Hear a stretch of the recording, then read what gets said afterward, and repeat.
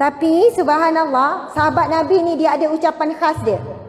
Sahabat Nabi ni pergi jumpa sahabat yang dia kata sayang tu, dia cakap, saya sayang kamu kerana Allah. Kemudian yang dengar itu jawab apa? Semoga Allah mencintaimu kerana cintamu kepadaku kerana Allah. Nampak tak? Faham tak ni? Okey, boleh kita test. Okey, sekarang cakap pada orang sebelah, saya sayang kamu kerana Allah. Cakap pada orang sebelah. Okey, orang lelaki pun kena cakap. Tolong cakap, sama-sama cakap. Mata tengok mata, mata tengok mata. Mata tengok. Tengok orang lelaki tak mau cakap. Cakap. Tengok mata, tengok mata. Siapa tak buat, malaikat nampak. Okey. Sekali lagi kita buat, nak cakap apa?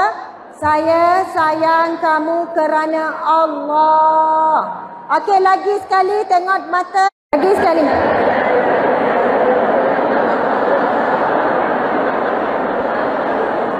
Okey. Tahu tak? Kita tengok orang lelaki memang kayu. Dia macam ni. Kurang ekspresi, kurang perasaan. Jadi semua faham ya wanita? Kalaupun suami cakap kita sayang, memang sebenarnya dia sayang. Walaupun muka dia tak pandang kita. Walaupun macam buat-buat terpaksa, kita kena terima mereka macam tu. Suami saya pun tak jauh beza. Kadang kena paksa dengan saya. Saya dah sebut 10 kali. Balaslah. Macam tu kan. Sebab kita faham, tak perlu nak hard feeling sangat kan. Okey. Dan cara balasnya adalah, ini yang sahabat Nabi buat ni. Ini adalah cara balas yang terbaik. Cara balas, semoga Allah mencintaimu kerana cintamu kepadaku kerana Allah.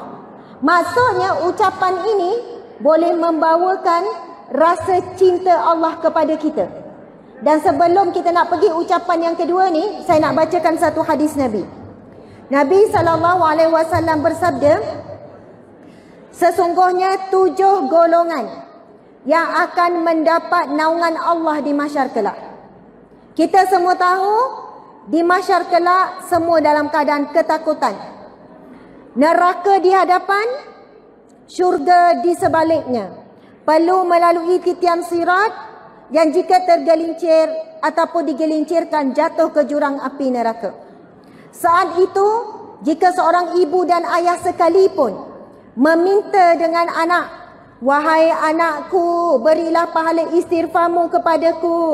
Wahai suamiku, berilah pahala solat sunat 1. Walaupun kita minta dengan anak, dengan suami, dengan isteri sekalipun, tidak ada manusia yang mahu beri pahalanya kepada sesiapa pun, walaupun kepada ibu, walaupun pahala 1 istighfar sekalipun.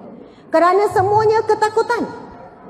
Berdiri dalam tempoh yang lama dan dalam keadaan yang azab. Suasana padang mahsyar bukan boleh berdiri lama-lama pergi jumpa kawan-kawan. Lama tunggu giliran jumpa kawan-kawan, japlah. Pergi rehat sekejap lah, duduk. Tidak, berdiri tanpa duduk.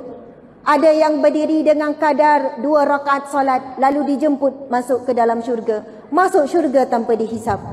Ada yang berdiri 20 tahun, 50 tahun, dan bahkan ada riwayat mengatakan, lamanya kita berdiri di mahsyar, sehinggakan boleh capai 50,000 tahun. Sehinggakan digambarkan ada manusia yang meminta kepada Allah, campakkan sajalah aku ke neraka, kerana tidak tahan azab lamanya berdiri di mahsyar. Namun ada 7 golongan yang akan masuk syurga dalam keadaan yang baik tanpa perlu bersusah penat, bersusah payah di mahsyar. 7 golongan VIP Allah yang mendapat naungan Allah di mahsyar kelak. Yang di hari Nabi kata tidak ada naungan melainkan naungan Allah.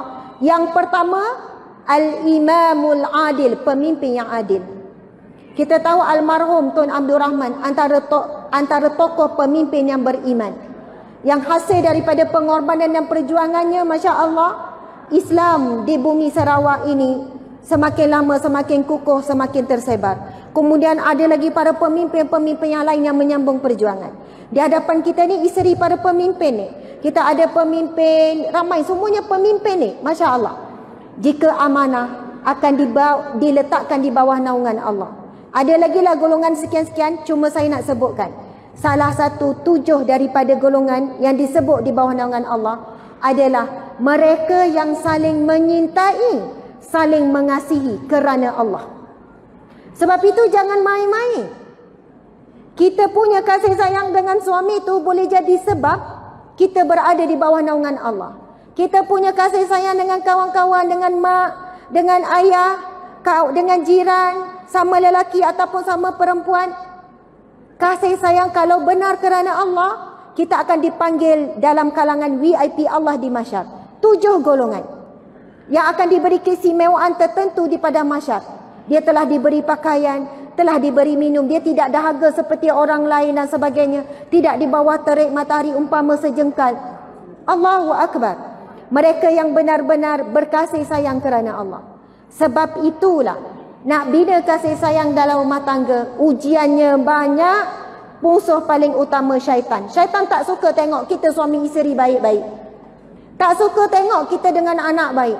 Syaitan akan usaha mengeruhkan hubungan kita, menguruhkan kasih sayang. Tapi kita sabar. Sabar. Suami sakitkan hati, sabar, doa.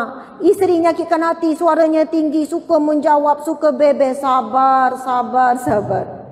Orang lelaki paling mencabar, paling susah nak sabar. Masalah apa orang perempuan? Dia mengaku bebel. Sedih pula dengar bebel. Sebenarnya tahu kan? Saya tanya suami saya lah. Apa paling mencabar, paling susah orang lelaki nak sabar dengan orang perempuan? Susah dia nak jawab kan? Nanti kena pada saya kan? Subhanallah, Allahu Akbar. Memang mesti ada orang perempuan sabar lelaki sabar apa dengan perempuan. Semua ada sabar. Cuma kadang-kadang orang lelaki dia punya sabar tu tak nampak. Sebab dia banyak diam. Akhirnya saya cakap dekat encik suami saya, terima kasih ya sebab awak kuat untuk diam. Terima kasih, itu kekuatan luar biasa. Terima kasih ya awak mampu dan sabar untuk diam dalam tempoh. Maksudnya begini, saya tahu kadang-kadang saya mengeluarkan perkataan yang boleh menguji sabarnya. Tapi dia memilih untuk diam. Sebab dia tahu bahana lebih dahsyat kalau dia keluarkan perkataan. Nanti saya sambung ambil air, sambung lagi ceramah. Masya Allah. Kadang-kadang suami-suami ni dia bukan tak boleh nak jawab. Bukan tak boleh nak balas semula. Tapi dia memilih diam sebab dia dah faham kita. Kalau dia beri alasan, dia beri jawapan, dia bagi penjelasan, belum tentu kita terima. Belum tentu kita tidak menambah-nambah lagi. Dia tidak mau manjang, dia diam. Tapi bila dia diam, kita tak puas hati juga kan? Awak ni diam je. Takkan sepatah pun tak boleh cakap. Komenlah sikit, responlah sikit. Jadi saya nak ingatkan muslimat sekalian, kena sedar diri. Kena sedar diri. Saya teringat satu hadis Nabi SAW. Ini peringatan yang keras bagi kita wahai muslimat. Apabila para wanita bertanya kepada Rasulullah, apakah sebab utama wanita dicampakkan ke dalam neraka?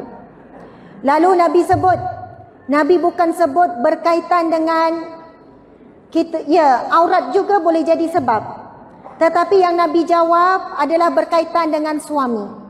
Nabi kata kerana ramainya wanita yang tidak mensyukuri kebaikan suaminya dan menyakiti suaminya dengan lidahnya. Kemudian dia melupakan kebaikan disebabkan keburukan yang dilakukan oleh suami, dia melupakan semua kebaikan suaminya. Allahu Akbar. Kadang-kadang orang perempuan kita muhasabah diri. Time kita nak marah, kita boleh ucap perkataan, Ustazah, saya sabar dengan suami saya 30 tahun. Macam sepanjang 30 tahun tu sabar memanjang. Kemudian saya tanya, pernah tak suami bawa makan? Pernah. Pernah tak suami belanja baju baru? Pernah. Habis tu puan kata kena sabar tentang 30 tahun? Macam azab je 30 tahun? Taklah ustazah, ada juga waktu gembira. Dia pernah bawa saya pergi melancong. Dia pernah buat baik. Dia pernah tolong saya. Saya kata hati-hati puan. Jangan termasuk dalam golongan yang disebut dalam hadis Nabi ini. Apabila kita tidak suka sesuatu pada suami kita, kita melupakan segala kebaikan. Itulah ujian dan cabaran bagi kita yang beremosi, terus cakap, seksa, tak pernah bahagia, padahal pernah bahagia. Tapi datang ujian membuatkan kita rasa hilang bahagia. Subhanallah, Allahu Akbar.